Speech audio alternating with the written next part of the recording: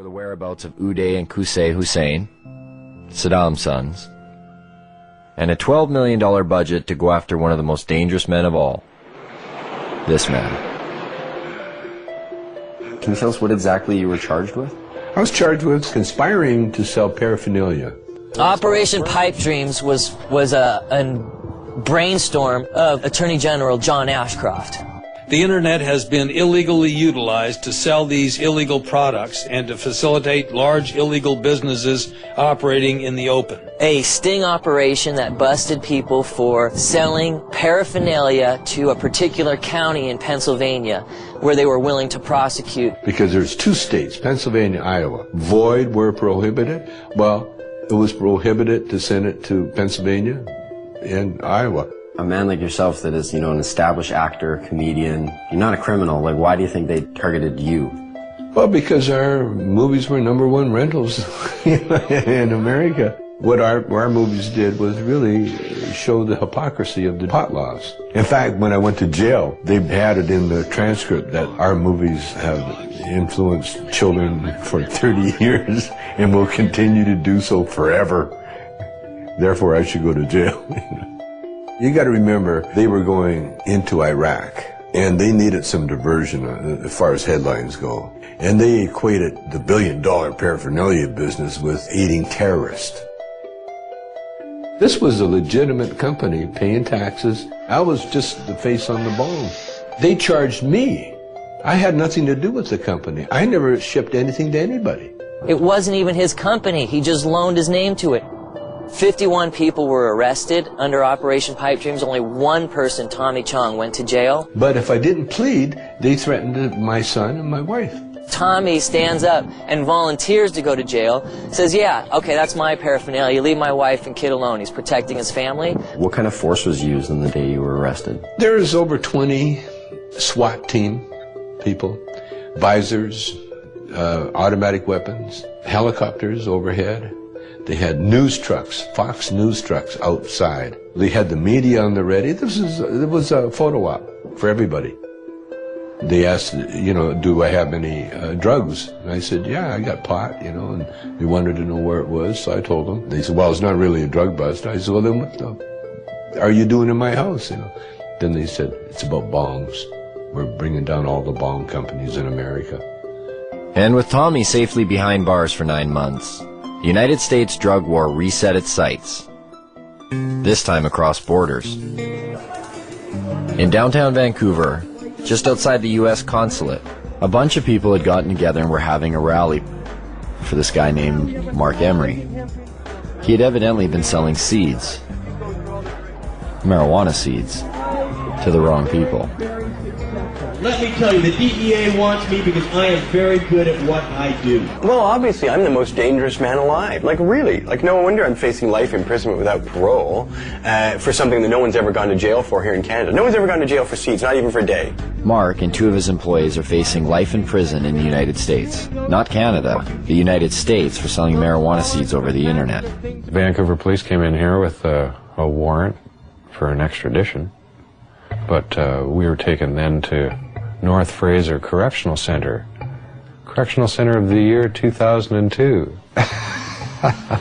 Beautiful facility. Mark Emery has gotten in the face of the United States. The U.S. sees Mark Emery as a major political threat to its anti-cannabis agenda. In a press release from Karen Tandy, head of the DEA, she said that this is not only the end of marijuana trafficking, but it's a blow to the marijuana legalization movement. I gave just under $4 million away over 11 years to Supreme Court challenges, ballot initiatives, political parties, drug addiction clinics. Well, if you're the DEA, who the hell do you think you're going to go after first and foremost and as viciously as you can do it? I think they even admitted it themselves when on the day of the raid, the DEA announced, he's a legalizer. We're shutting down one of the biggest legalizers. The legalization movement won't have a pot of money to draw from. Ha ha ha ha. Mark Emery has never gone to America and sold a seed. He does it all from here by mail order.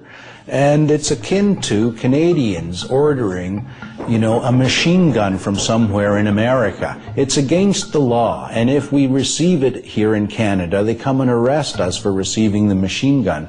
They don't go to America and say to Colt, "Hi, we're arresting you because you sent a machine gun to someone in Canada." No one's been sentenced to any time in jail in the history of Canada in 35 years. We've had this law. 2 people, me and Ian Hunter in Victoria, were fined. There's all sorts of seed businesses still open. Mark's the only one out of about 50 retail cannabis seed businesses in Canada that's been charged. Mark has been paying the Canadian federal government taxes on income he has made from selling seeds. The government relied on the existence of these internet seed sellers so that patients who had qualified for medical marijuana exemptions, who were bugging them for seed, were being directed to these internet seeds, and Mark Emery specifically in some cases is the place to get their seed. It puts Canada and our government in a very difficult position because they've either got to hand over a Canadian citizen to a foreign government for activities that were entirely done in Canada, for which our own government, our own police are not willing to charge him. If the Canadian authorities who rubber stamp this shit think that what I've done is so bad, then charge me. I should be tried by a jury of my peers. I'm not about to be tried by my peers at all. I'm about to be tried by foreigners. At 420, a time synonymous with smoking marijuana, everyone lit up. And for those who didn't have marijuana to light up, again the police were close by, and again they didn't seem to care. One officer mentioned she was bothered by the smell of the smoke. It was kind of confusing. How could we be sending Mark Emery to prison for life in the United States if even our own police aren't finding it worth their while to bust people smoking it right in front of them? That's not the only thing that's confusing. The marijuana that's consumed in the United States, how much comes from Canada? I don't know much about Canada. I don't either. Maybe 20%? I'll go with 35. 35%? And a quarter. 50%. 50%? I would say about 60%. 60%? 70%. Yeah, 70, 80%. At least 80% of it. Whew. I don't think it's all that much. Most of it is here.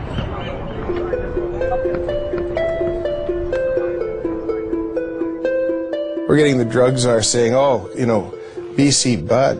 This was when some of the people in Canada were trying to get marijuana legalized. John Walters went up there and said, what you're talking about is passing a law that will allow you to export poison to my country. When we talk about poison, exporting poison, what do we export to Canada? Cigarettes. 430,000 people die in the United States every year from ingesting cigarettes. 5 million around the world. So who's exporting the poison here? Of the 6 million people who could benefit from treatment and need it in the United States today, 60% are dependent on marijuana. They invited me. I'm sorry. I wasn't sure who invited him and why he came here yet again. He's been here before. He needs to shake his head. So how about him shutting down the cocaine that's coming across the border? How about him shutting down the guns? Sometimes you feel like you've stepped into Alice in Wonderland. You've gone through the looking glass. In fact, more Colombians die from U.S. tobacco than Americans die from Colombian coca products. So what's the drug war really about? Because if you don't want American tobacco in your country, America will go to war in a trade sense with your country. You have Canada engage in cannabis policy reform and taxing and regulating cannabis, and all the scare stories haven't come true. You have an awfully hard time sustaining your own domestic policies. What do you think would happen between Canada and the U.S. if Canada were to legalize marijuana? There's been rumors that, they're like, we'll shut down the border. I don't think so. I've heard that too, but then my question is, would you want L.A., in the dark and thirsty? If you do that, then we're not going to ship oil, we're not going to ship water, we're not going to ship electricity. It's not going to happen. We're too important to each other. The softwood lumber people going to stop doing business? Are the fishing guys going to stop doing business? Are the people who manufacture stuff back and forth across the border going to stop doing business because pot's legal here?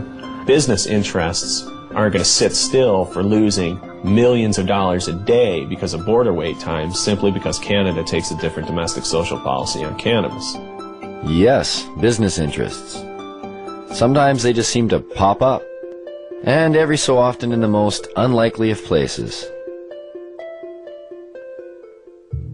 We have seen an explosion in prison construction that lags only slightly behind the explosion in incarceration. There are more people in jail in America now than ever before. In the United States, it's one of the fastest growing industries. Some major investment companies at one time described private prisons as one of the best investments you could make. So you can make more money building prisons than any other type of investment. They're extraordinarily expensive to build.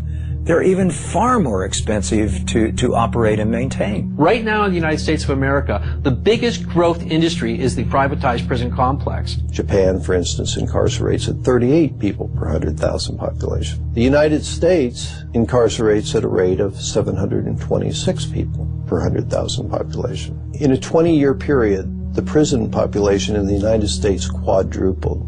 We have just shy of 5% of the world's population and almost 25% of its prisoners. Even South Africa, at its worst, didn't have as many prisoners per capita as America has now. Texas just built 77 prisons in about the last 20 years. We find state treasuries on the verge of bankruptcy as a result of prison construction.